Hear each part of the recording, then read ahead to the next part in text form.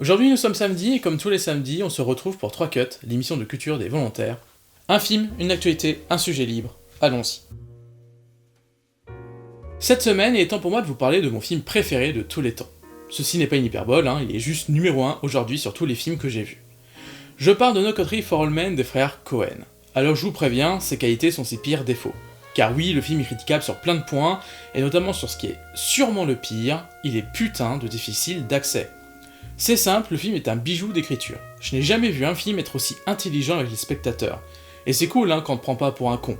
Mais il l'est tellement que si t'as pas la démarche d'un visionnage actif, tu peux rater juste tout le film. Parce que le film te tend jamais la main. Si tu décroches, il continue sans toi et te laissera jamais revenir à bord. C'est terrible. Et du coup, si vous voulez le regarder pour rigoler juste avec des potes, vous risquez de le trouver pas si fou. Par contre, si vous prenez au jeu, que vous restez actif chaque seconde de ce film, que vous prenez le temps de comprendre chaque plan, de comprendre chaque détail qu'il y a dans les plans, alors ce film devient un bijou d'écriture. Et sûrement le film qui réussit le mieux à gonfler ton ego, parce qu'il te récompense incroyablement bien pour ton investissement. Alors allez voir ce film, quand vous aurez envie de vivre une telle expérience. Ne vous gâchez pas le film en lançant sans aucune raison, faites-moi confiance, attendez. Et le jour où vous vivrez ce film, vous verrez, ça vaut le coup.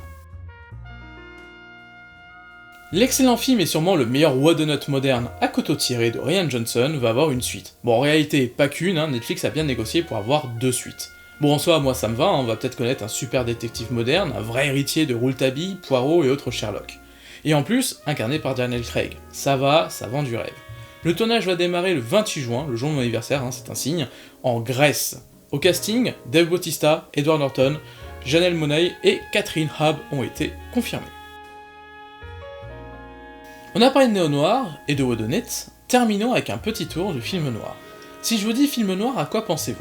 Le détective privé, viril, qui fume un cigare et boit du whisky pur, avec de l'enquête, tout ça? Eh bien bravo, tout ceci n'est pas du noir. Mais alors, d'où vient cette image? Petite histoire, le film noir n'est pas un genre cinématographique comme peut l'être le western par exemple. C'est un mouvement cinématographique, comme le néoréalisme. Il est né en 1944 avec 3 films fondateurs, tous produits en même temps. Laura, La femme au portrait et Assurance sur la mort. Pourquoi? Eh bien parce que ce sont 3 films qui n'auraient jamais dû sortir à cette époque à cause du code ACE. Et chose incroyable, on ne sait pas pourquoi, mais si, ils sont passés. Des fois contre une happy ending, pas fifou, mais ils ont été produits. Et c'est ce qui lance le film noir sans qu'on en ait conscience. Parce que si le terme est utilisé dès des critiques français, et notamment Nino Frank en 1946, il faudra attendre 1970 et une étude a posteriori du mouvement pour qu'il prenne le nom du film noir. Bref, le film noir, c'est un mouvement entre 1944 et 1955. Ce sont des films assez sombres parce qu'ils sont souvent portés par des immigrés. Vous allez me dire, quel est le rapport? Eh bien, réfléchissez un peu.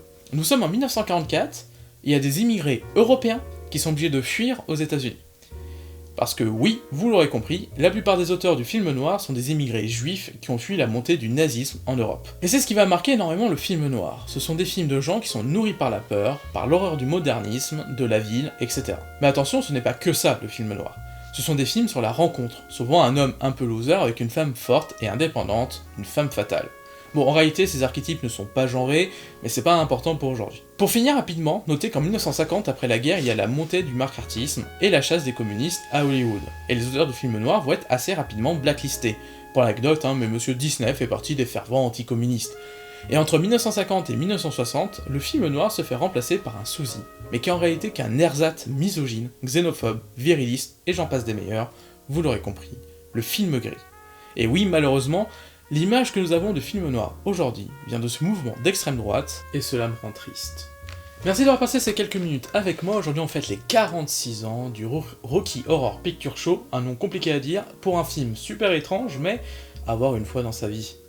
À la semaine prochaine.